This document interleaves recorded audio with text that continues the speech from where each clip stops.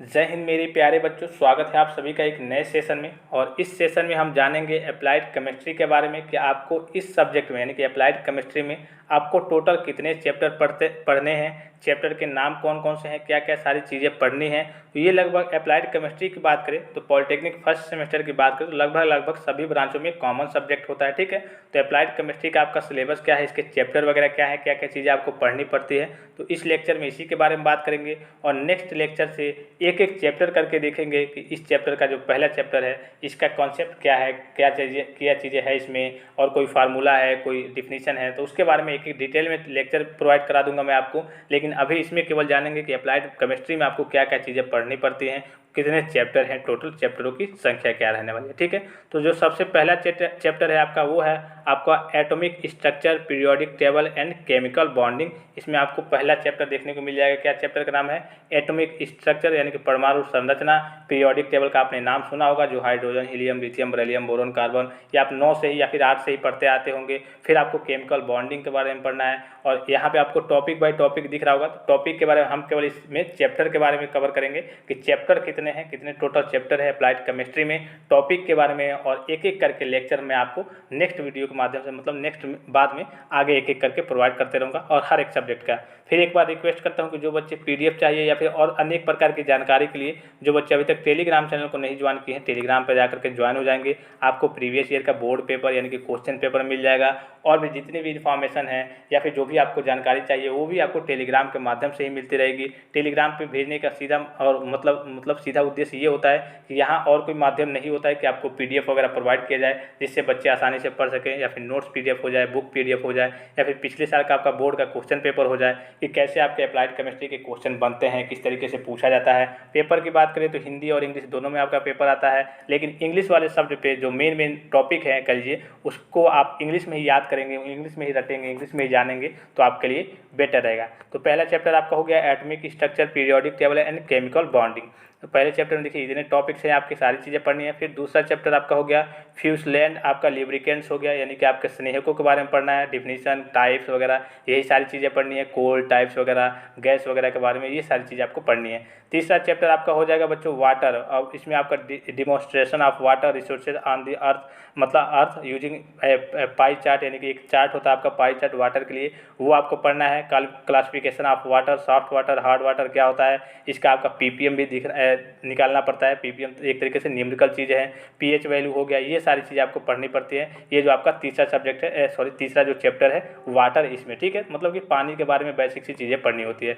फिर नेक्स्ट देख लेते हैं आपका नेक्स्ट चैप्टर रहने वाला, 3 चैप्टर मैंने कवर कर लिया। चौथा जो चैप्टर रहने वाला है वो आपका इलेक्ट्रोकेमिस्ट्री यानी कि जिसे आप वैद्युत रसायन कहते हैं, ये आपका नेक्स्ट चैप्टर यानी कि चौथा चैप्टर रहने वाला है, जिसमें रेडॉक्स रिएक्शन पढ़ना रहता है, इलेक्ट्रोड पोटेंशियल, नर्नस्ट इक्वेशन होता है। ये आपका एग्जाम में कई बार क्या बहुत बार पूछा जाता है। ठीक है, तो इसको आप जब मैं आपको पढ़ाऊंगा, लेक्चर प्रोवाइड कराऊंगा ना, तब एक एक चीज़ें आपको सारी चीज़ें मैं आपको बता दूंगा कैसे क्या होता है। तो अभी तो फिलहाल हम केवल चैप्टर के बारे में बात करें, चैप्टर जान रहे हैं। फिर आपका नेक्स्ट चैप्टर है पांचवा चैप्टर कॉरिजन एंड इट्स कंट्रोल, जैसे कि आपके कॉरिजन वगैरह में और सारी चीज़ें, लोहे पर जंग लगना वगैरह आ जाता है, और सारी चीज़ें जो आती हैं वो आपके कॉरिजन में, यानी कि इसमें आपको जो पढ़ना है ना वो आपके लोहे से वगैरह या फिर मेटल कर लीजिए, धातु की चीज़ों के बारे में पढ़ना होता है। ठीक है, उस पर आपके कैसे उसका बचाव किया जाए, मतलब उसकी रक्षा की जाए कि उस पर जंग वगैरह ना लगे, किसमें क्या मिलाया जाए, कौन सा कर लीजिए कि रिएक्शन उस पर कराया जाए कि वो सही से रहे, चमकता रहे, उस पर जंग वगैरह ना लगे, इसके बारे में पढ़ना है। फिर आपका लास्ट चैप्टर जो रहने वाला है वो है आपका organic compounds, polymers and plastics. जितने भी आपके पॉलीमर्स हैं या फिर प्लास्टिक की चीज़ें हैं उसके बारे में, उसके रिएक्शन के बारे में, उसके IUPAC नाम के बारे में, आपको उसका IUPAC नाम क्या है, रासायनिक नाम क्या है, और उसका रिएक्शन क्या है, इन सारी चीज़ों के बारे में आपका जो आपका लास्ट चैप्टर रहने वाला है ऑर्गेनिक कंपाउंड्स और पॉलीमर्स एंड प्लास्टिक, उसके बारे में पढ़ना है। ठीक है, हिंदी में और इंग्लिश में दोनों में आपके पेपर पूछे जाते हैं, यानी कि जो आपके बोर्ड के पेपर आते हैं दोनों में आते हैं, लेकिन आप फोकस करेंगे केवल इंग्लिश वाले जो टॉपिक है, मेन टॉपिक है उसको इंग्लिश के बारे में। हालांकि लिखना आपको पेपर में हिंदी में ही है, सभी बच्चे हिंदी में लिखते हैं, हम लोगों ने भी पहले हिंदी में ही लिखा था, लेकिन मैं बताने का मेन उद्देश्य ये है कि इंग्लिश में आपसे जो मेन चीज़ें होती है ना उसको आपको इंग्लिश में भी याद रखना है। जैसे मान लीजिए आप पॉलीमर आपसे पूछ लिया, मैंने आपके हर एक लेक्चर में इसके बारे में बताया है, पॉलीमर पूछ दिया, मान लीजिए तो पूछेगा व्हाट इज पॉलीमर, तो आप जानते हैं, चलिए पॉलीमर आपको इंग्लिश नहीं आता है, ठीक है, आपको पॉलीमर का मतलब नहीं आता है। अब हिंदी मान लीजिए कि इसका कुछ हिंदी होता होगा, ठीक है, अब हिंदी में पूछ देगा तो हिंदी में क्या पूछेगा, पॉलीमर से आप क्या समझते हैं। मतलब हिंदी में भी पॉलीमर ही करके पूछ देगा। मतलब मान लीजिए कि जिसका जो उच्चारण प्रोनाउंसिएशन आता है इंग्लिश का,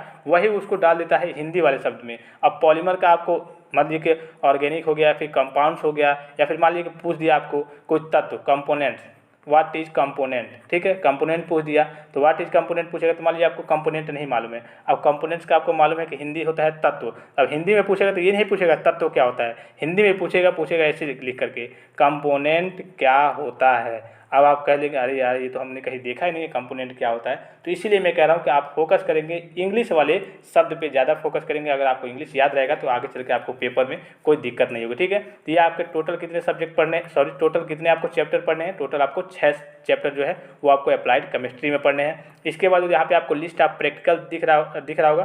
प्रैक्टिकल कितने हैं आपके, तो प्रैक्टिकल 5 दिख रहे होंगे। इससे आपको कोई मतलब नहीं होता है, ये आपको फाइल प्रोवाइड करा दी जाती है कॉलेज से, उससे आपको देख करके लिख लेना होता है। लेकिन मैं आपको बता दे रहा हूँ वही ये सारी चीज़ें हैं, एडीटीए सोल्यूशन वही सारी चीज़ें हैं, ये आपको मतलब कॉलेज से ही फाइल मिल जाती है, बच्चे लिख लेते हैं। तो ये आपको टोटल अप्लाइड केमिस्ट्री में टोटल आपको 6 चैप्टर पढ़ने हैं। और नेक्स्ट लेक्चर से हम एक एक चैप्टर करके कवर करेंगे कि फर्स्ट चैप्टर में क्या पढ़ना है, मतलब फर्स्ट टॉपिक क्या है आपका, उसका परिभाषा डिफिनीशन क्या है, सोल्यूशन क्या है, जितने न्यूमेरिकल्स होंगे उसको करेंगे। सारी चीज़ों को एक एक लेक्चर बाय लेक्चर हम आपको प्रोवाइड कराएंगे। तो इस सेशन को यहीं पे समाप्त करते हैं। जो भी बच्चे अभी तक टेलीग्राम चैनल को नहीं ज्वाइन किए हैं, जा करके टेलीग्राम चैनल को ज्वाइन कर लें। आगे की चीज़ें आपके लिए कह लीजिए काफ़ी आसान हो जाएंगी अगर आप टेलीग्राम चैनल को ज्वाइन कर लेते हैं, तो सारी पीडीएफ्स वगैरह आपको वहाँ से प्रोवाइड की जाएंगी। तो सेशन को इस सेशन को यहीं पर समाप्त करते हैं। तब तक के लिए आप अपना ख्याल रखिएगा। जय हिंद।